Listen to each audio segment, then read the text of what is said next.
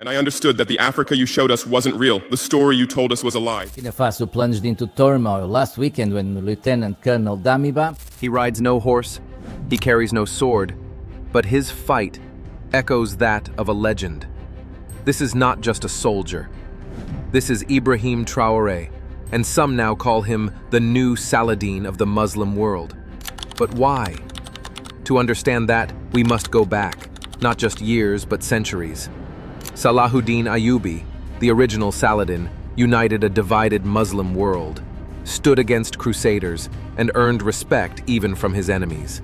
He fought not just for land, but for honor. And now, in the deserts of West Africa, a young captain from Burkina Faso walks a path that feels eerily familiar. Born in a land of poverty, war, and foreign control, Traoré rose, not through politics, but through conviction. A devout Muslim, yet never preaching hate. A military man, yet never thirsty for blood. In 2022, he overthrew a corrupt, Western-backed regime, but he didn't install tyranny. He declared, "We must return the power to our people, and we must return dignity to Africa." And then, he did the unthinkable. He expelled the French military from his soil. He challenged colonial influence. He stood on global stages and said, "Africa will not kneel to foreign masters, not anymore." But what made him truly different was this. He didn't fight for revenge. He fought for justice, just like Saladin.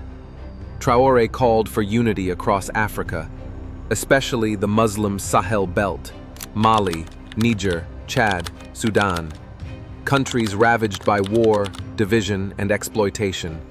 But he didn't ask them to rise against the West.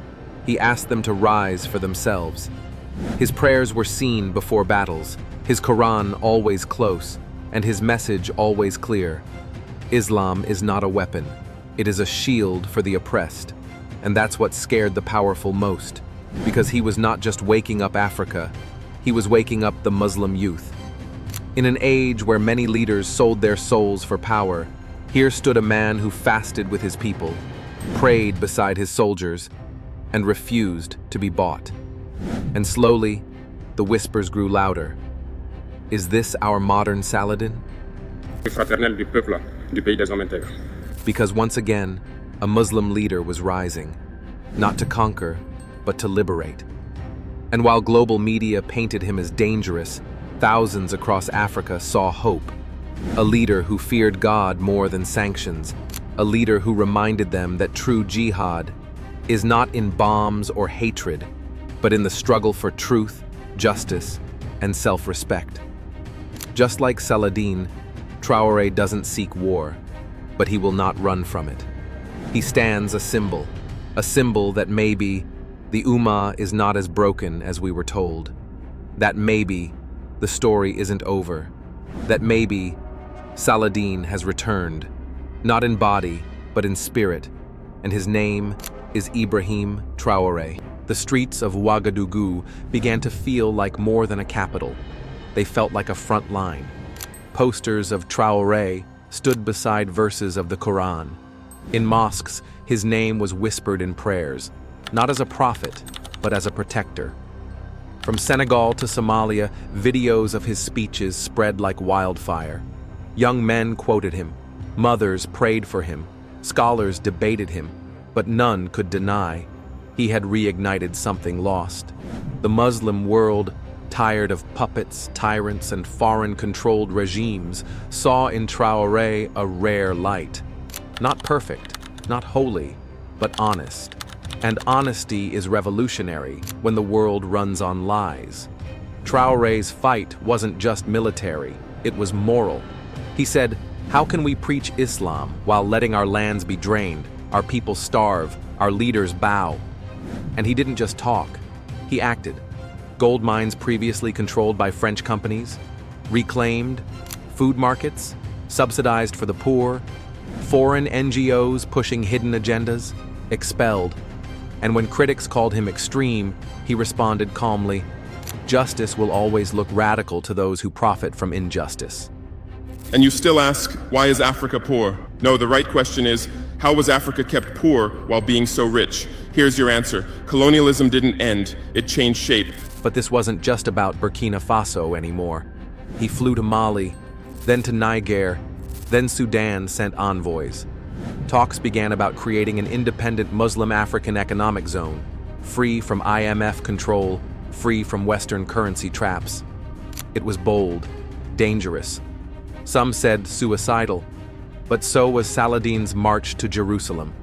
And yet, Saladin won, not just with armies, but with honor.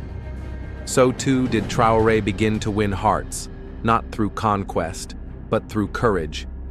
Even in Europe, young Muslims began writing about him. Some called him the warrior of dignity, others, Africa's mujahid of justice.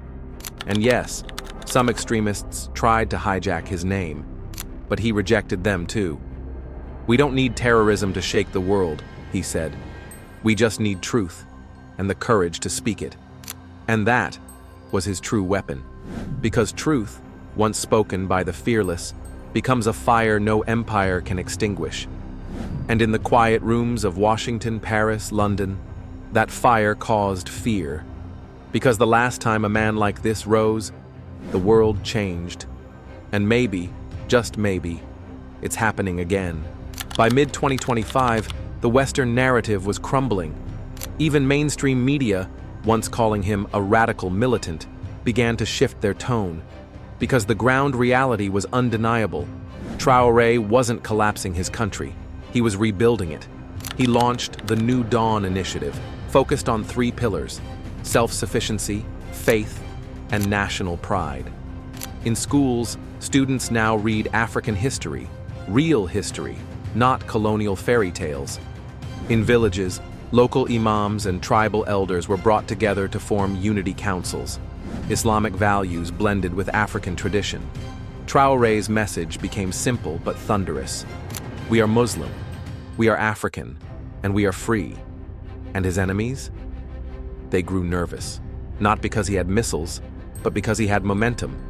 Captain Ibrahim Traoré was appointed president of Burkina Faso on Wednesday. The appointment comes less than a week after the latest coup in the West African country. You see, in politics, popularity is dangerous.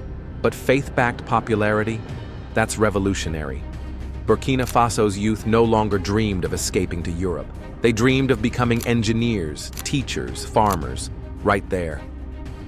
And in refugee camps across the Sahel, people began saying something no one had heard in years. Let's go back.